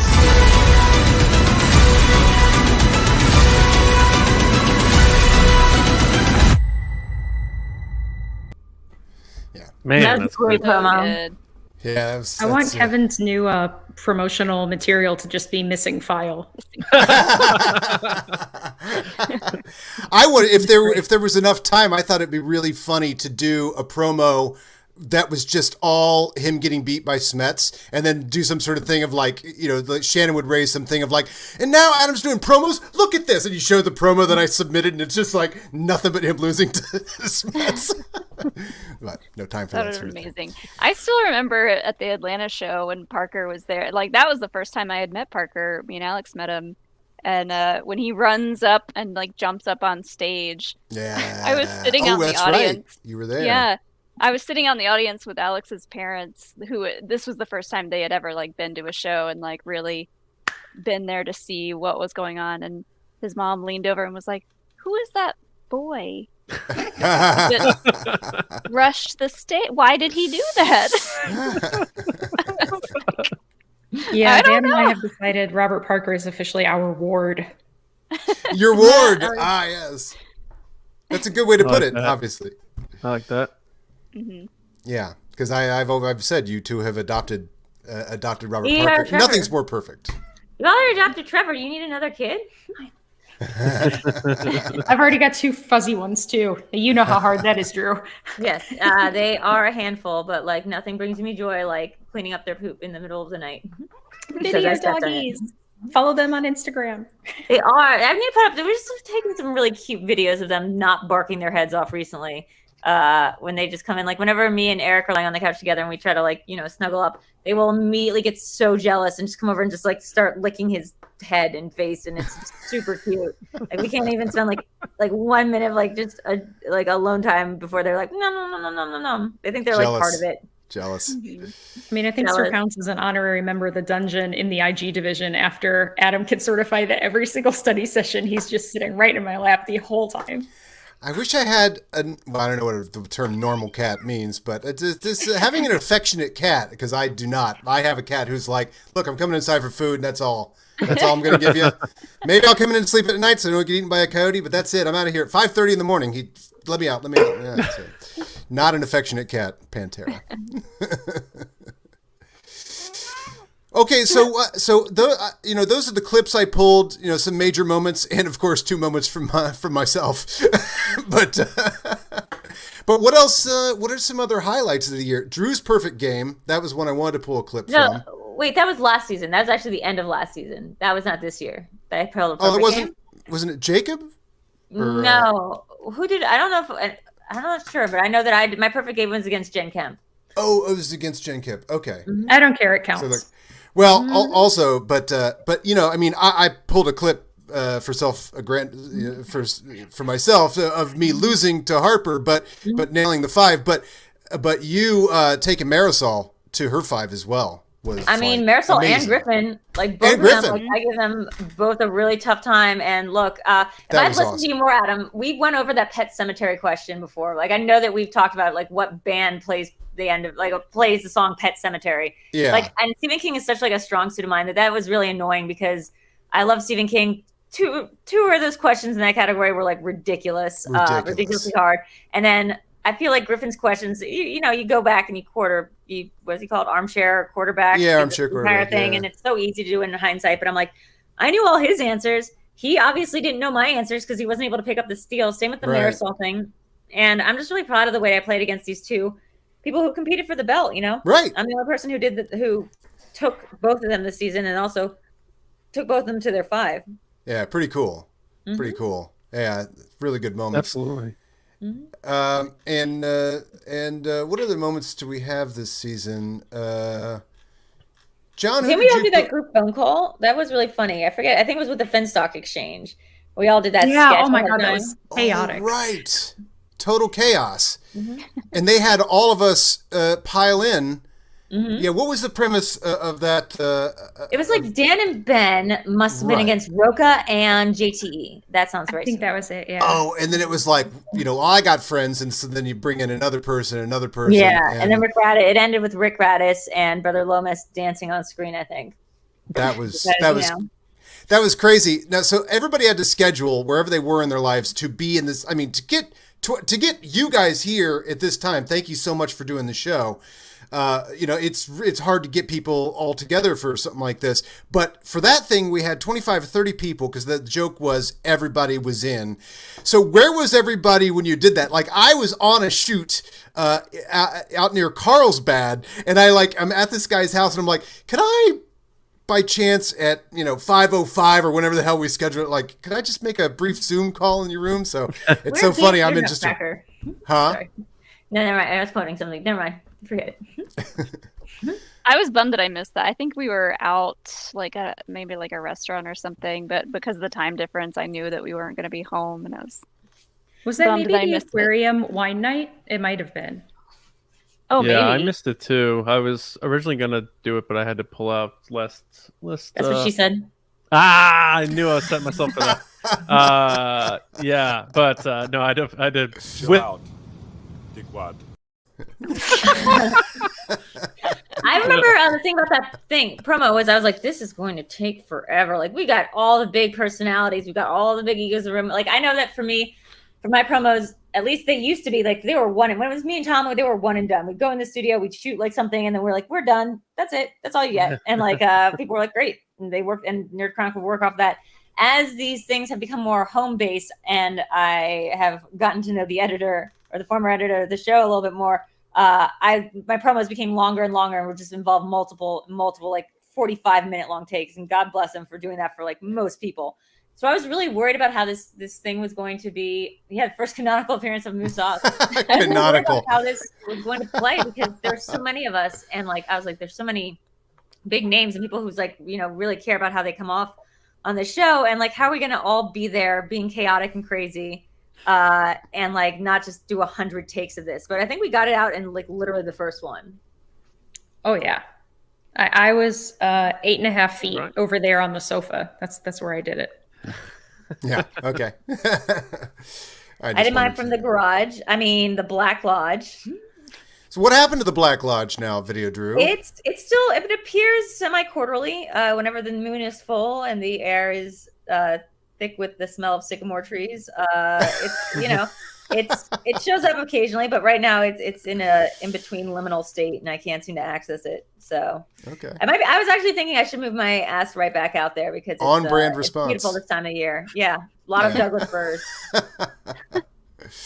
Well, it is a part of you, Drew. That's the Black Lodge back there. I mean, we all came together during quarantine and became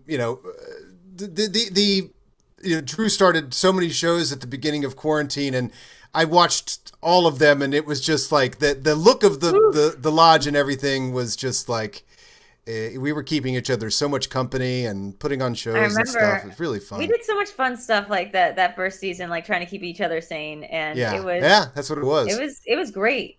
I mean, I will never regret 1 minute of that first year of COVID, because it really changed a lot of stuff around for me. Just having come out here from Spectacular for Free for All, and then getting stuck out here, and then just with Nerd Chronic, and then the whole how it went from there was just so amazing. It changed my life, and so I can't ever be that mad about how 2020 shaped up. And then 2021 we got the dogs, so this has all been because of the dungeon, is what I'm trying to say. We got the dogs and moved out here because of the dungeon. That's cool. And with that, I forgot you mentioned Free for All. One of my favorite memories of the season was Ben and I knocking out 3 other champions in the Free for All. Yes. Nice. Oh yeah. Mara, you kicked ass in that. You kicked ass in that Free for All. People were like, I remember in the comment section, or maybe it was the manager stream, that people were like, should Mara just be playing singles? Right. I'm so glad anyone had faith in me for that. But considering last night, I was like, Dan, what year did Avatar come out? I think that my singles career might be years in making. To be clear, I don't think I remember when Avatar came out. 2009? 2008? 2009? 9, yeah. 9, yeah, okay. 12 was the there first you thing go, that John popped in my Hoey. head. He's announced his singles career. Right. Nothing important happened to me in 2009, so it's really going to be hard for me to keep that date in check. I'm really good on the release dates of things that happened to me important that year. So in 2016, because that was during my divorce year. Like I always remember seeing posters around during that time, but like the year that I first moved to New York or something like that. But I have such a hard time with things that I don't have a contextual reference for. Mm-hmm. Oh, and I forgot to share this as well. I shared it last week, but when we were talking about Parker, but this is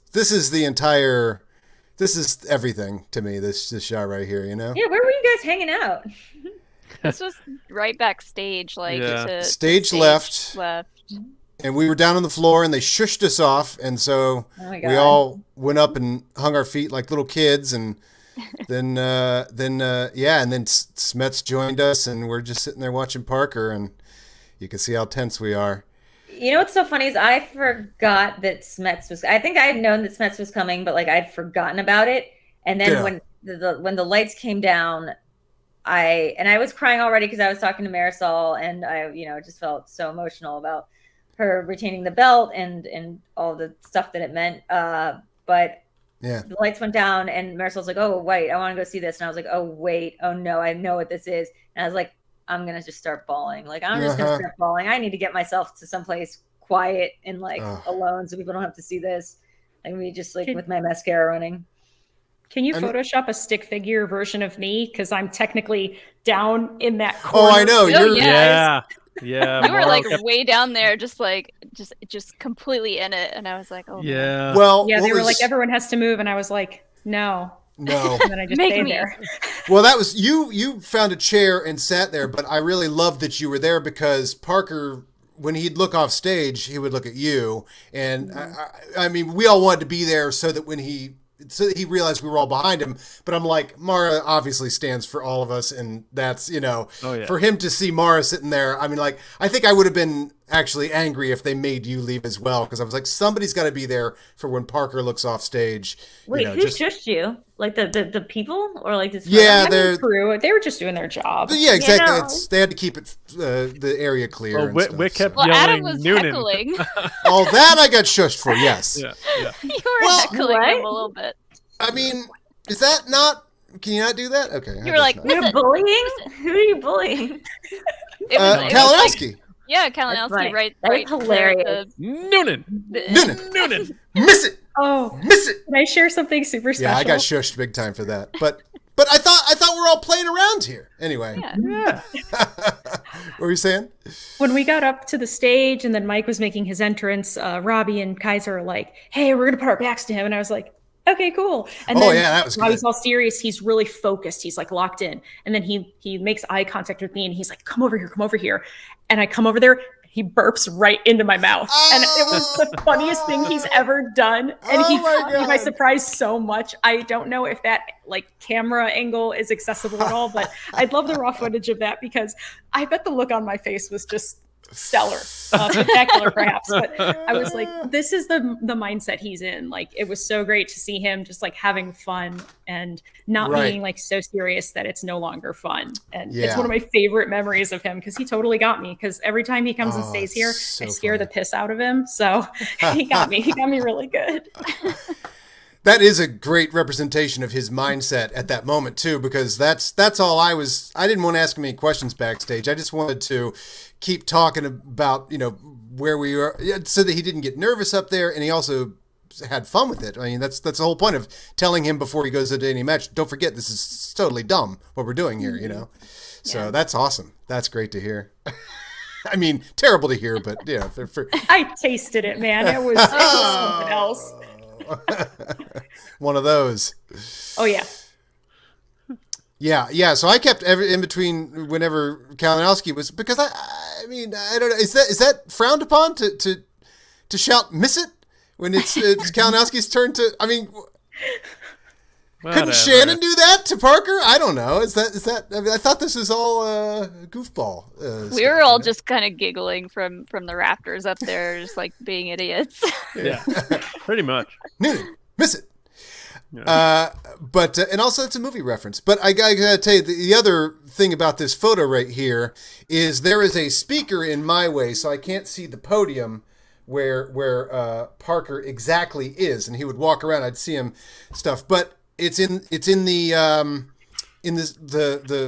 overtime, right? So sudden death, and so I have future Star Wars champ Mollie Damon on my right, future Star Wars champ Johnny Crash Hoey on my left. There's the Star Wars row there, and the question comes down to a Star Wars question, and we could see his board every time he flipped it up. I couldn't because I had a speaker in my way, and so it comes to a Star Wars question, and I just never forget this moment. I couldn't see the board, and I hear Molly on my right go, "Oh no," and I hear John go, "Oh." You can see it in my face in the picture too. Like that's the exact moment where I saw what he had on the board, and I was like, my only hope was that Mike also had it wrong. Yeah. Yes, there was always the chance that Mike had it wrong, so it wasn't all his loss. But that was just so fascinating to go from someone who didn't have a whole lot of Star Wars friends. All right, there's normies, right? There's the straights, people that kind of like Star Wars, whatever. I'm reclaiming the word straight, by the way, because people used to call heterosexual people straights, and now that's cisgender, and I'm like, good. The straights are people who don't like movies as much as us. But straight-laced. Yeah, exactly. Straight-laced, right, the straights. But to have, these two close Star Wars friends on either side of us at a pivotal Star Wars moment in that match, in this whole crazy thing, that I won't forget.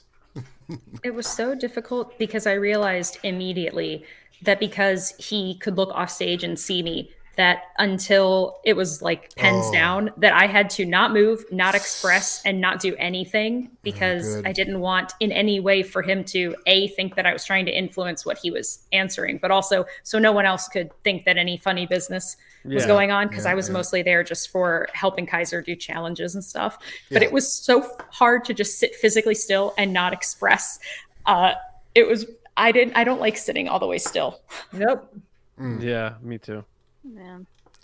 ADHD is a crazy thing. I'm literally playing a claw game right now. I believe That's impossible, even for a computer. Well, gang, we could cover. John, how many matches did you have this season? I had 2. You had 2? I finished with a stellar 500 record. Okay, so who'd you beat for your first one? Eric the Knight Whiteley. Whiteley. And Whiteley's a hard one. I mean, that's somebody from Chronic brought into the game. Oh, is it? Yeah. He was somebody. He's got the blind wave. He was the blind wave guy. He's a great guy. Him in the chat. Yeah, he's great. He's a great competitor and a great sport. Hard but to beat. you shut up, John, and you just took names. He has a huge fan base, and they're great. Does. But I love seeing Kaiser just piss all of them off in the chat. That's the story of that match, is that those guys were not prepared for whatever the Schmoedown or Kaiser was. One or the other. They were not prepared for it. A line that we worked on for when I was doing my promo, because I wanted to really push his buttons and go kind of like Roddy Piper on it. Right. And Kaiser's like, why don't you go Roddy Piper, but hit him with Leave It to Beaver verbiage. So he's like, call them Goody Two Shoes. I love that. So I did, and then they got mad in the chat after they watched the promo. They're like, he's calling us Goody Two Shoes? It's like, what? And Kaiser's just like, excellent. That's amazing. Because it's like dissing them, but in the way that a Spider-Man exactly. It's not real. It's not offensive. It's just a funny, an old-timey villain in something. But that's what Kaiser does. He plays the heel without being disrespectful. You never get the sense, besides my very first match, in which I think I also got off on the wrong foot with Kaiser because I thought he was being legitimate when he called me and Tom weird. But why would I take offense to that? But he's so good at being that brusque, sort of throwback, antiquated era, kind of shit talker without ever moving over the line of it getting personal. Yeah. Oh yeah. Well, that's the whole thing about this too, because we've all written pre-match promos and stuff where, that's where you really do have to put your humor hat on of you're going to go at your opponent. But I mean, you think about the roast stuff that Paul and I do for the draft the last couple years, they were the goofiest, uncle jokes, but we're making fun of everybody. There's a way to do it. Special guest star, guys. Hey. What up?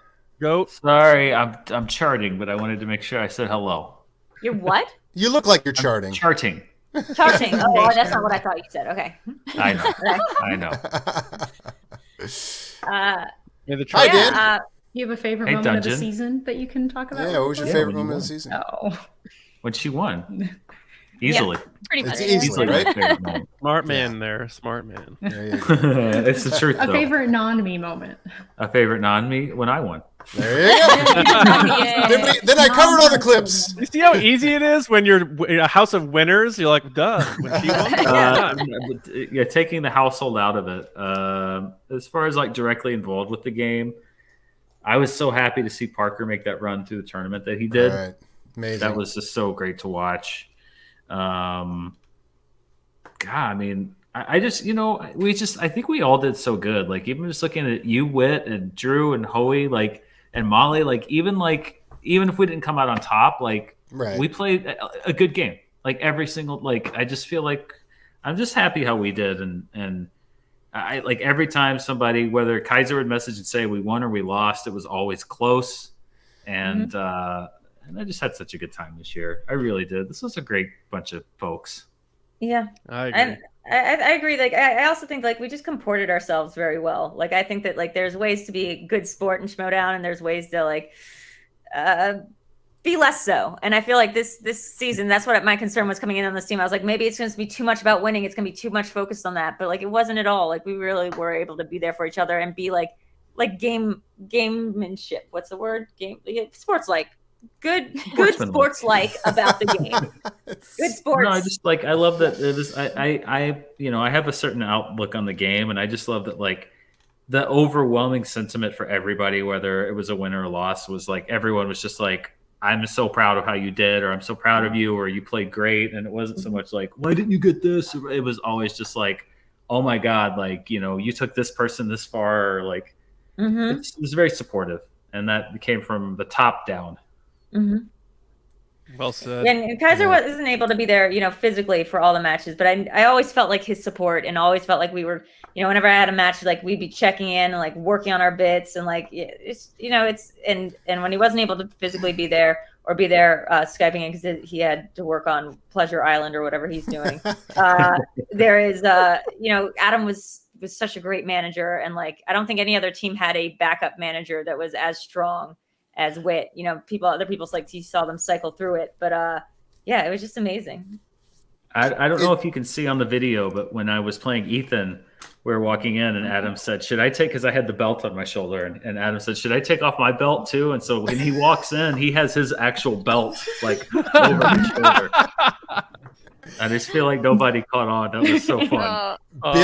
Bits above everything. No, that was a little subtle thing, but also it's also I'm doing jokes with you to keep you relaxed too. So it's like things like that are to kind of get also to, because I'm just a jokester. I'm just always messing around. Wit, that's what we call you. Bitmeister Wit. Yeah, I said prankster Wit. Ah, yeah. But yeah, that was a cool moment too, to be there for that. Unfortunately, the result was not what we wanted, but to be there for that in that rarefied air of like standing behind Dan when he's defending the belt, it's like, this is a cool place to be. This is very interesting. And I thank Kaiser's job for taking him away for 2 months, because it gave me a whole plot line this season. It was what's so interesting about the Schmoedown and the fans and everything is like they pick up on everything. Like the fact that it was not like announced like I'm the co-manager last season, but everybody knew like there was kind of a bit of a two-hander thing going on in the dungeon, and the fact that we all train together, but I got the reputation because I'm not as much of a player as I am a character, but for this season, for him to actually leave for 2 months and for that to actually become reality, which is one of those things of the Schmoedown, like whatever the gods of the Schmoedown sort of decide all the plot lines and things like that, and that was a fascinating one. I mean, the fact that I was there for Bateman's challenge, and it's and there for the, and I got to manage John, I got to manage Molly, I got to manage Drew. I didn't get to manage you, did I? Yeah, I don't think so. I was just trying to think about that. I was like, it feels like he did because you were always there in spirit, but like, well, there was one where Kaiser wasn't going to be able to make it, in the last second he was. So I almost managed Drew as well. So yeah. Yeah, no, that was it. Like you were going to manage me, and I was like really excited. And then Kaiser showed up, and I was like also very excited. Yeah. That's the nice thing about the dungeon. Like I feel like at no point there was nobody that you could bring on that I was like, oh, like I'm not supportive of this person, but I have to root for them because they're in my faction. Yeah. Not like I have so many problems with people. That makes me sound like I'm just sitting here having ish. But I'm somebody now.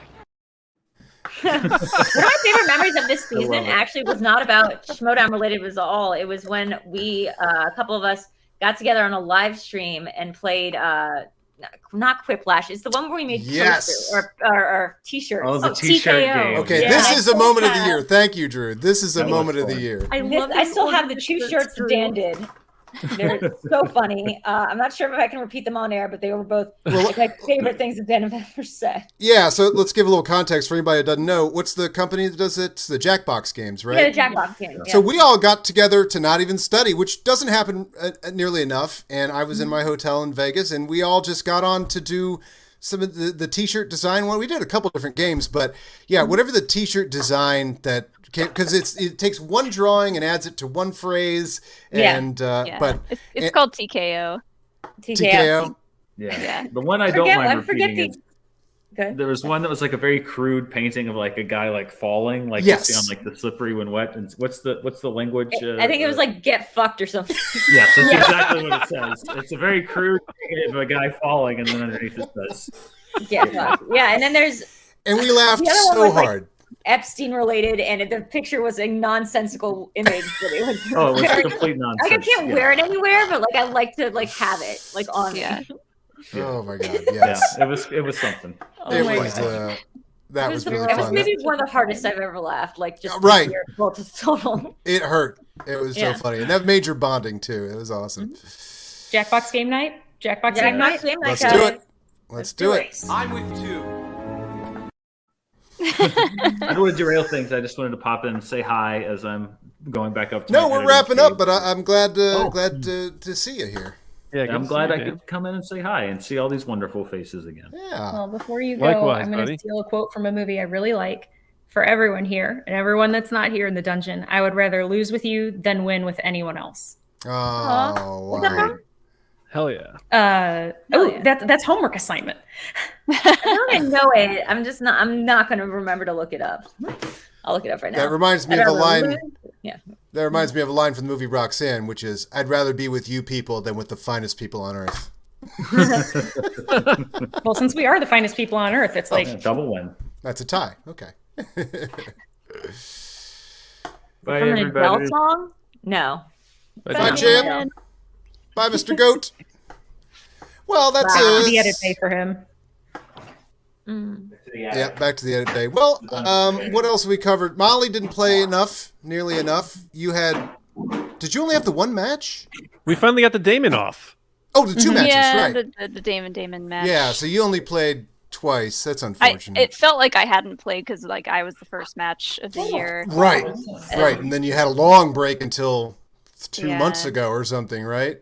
It was funny because when I played Alex, that was the first time I had played a not live game, and that was kind of nice because before then every game I had played was live, and I was like, can I not have to do things live anymore?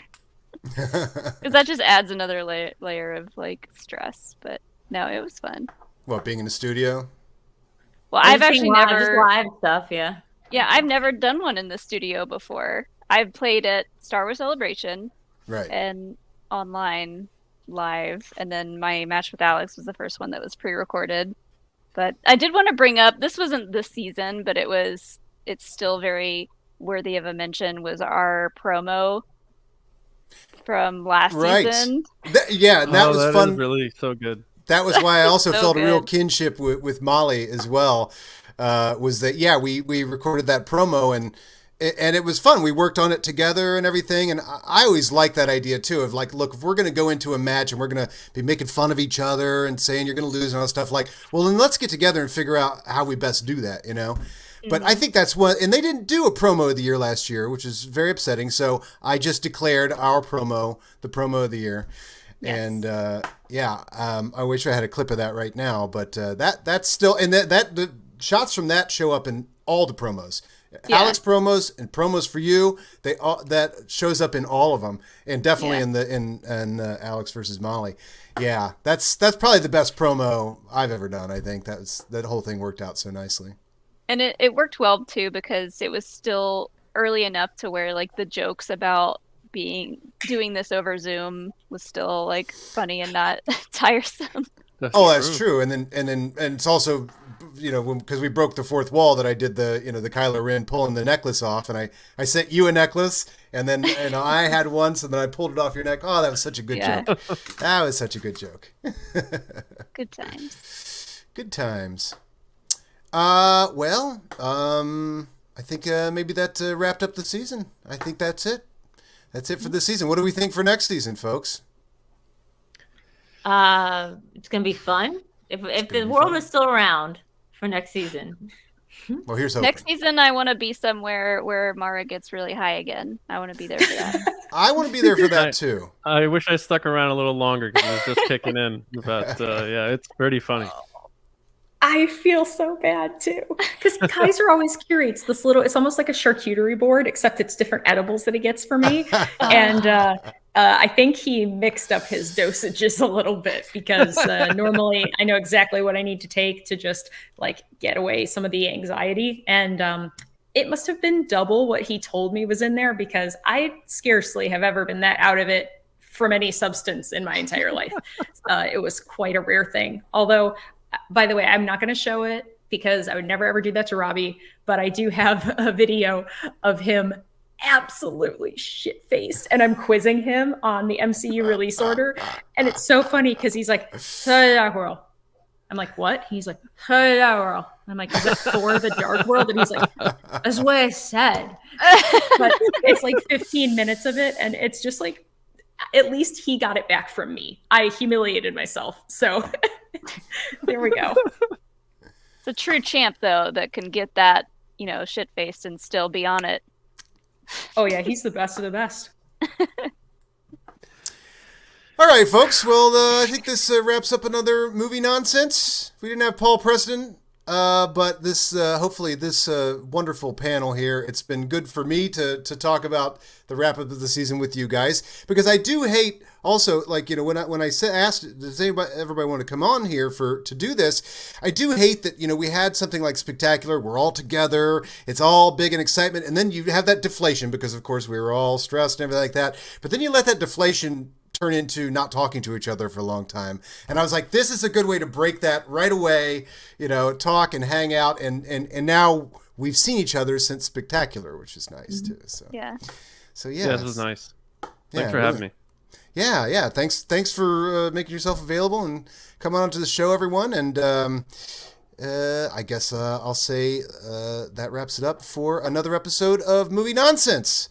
But and anybody watching, if you've enjoyed the content we have here today, next week's show is not going to be as good as this. However, Paul and I will try and curate a pretty good show, so like and subscribe and tell your friends about all the geeky movie stuff going on over at the Movie Guys. A little personal plug there at the end of the show. Like and subscribe to Hoey's Jedi YouTube channel. Whatever it is. Yeah, get his Jedi YouTube channel, and you can just search for Jedi YouTube channel on Google or and you'll find it. That's how you find it. So all over the place. All right. Well, thank you very much, Dungeon. Lovely to see these faces, and I look forward to let's have another trivia night. Another night with the hi, Sir Pounce. Is this Sir Pounce? Yeah. Is that Sir Pounce? Sir Pounce. It's my chunky boy. Nice to see you, Sir Pounce, and I'll see you guys all again very, very soon. Let's stick close together. Bye. Bye.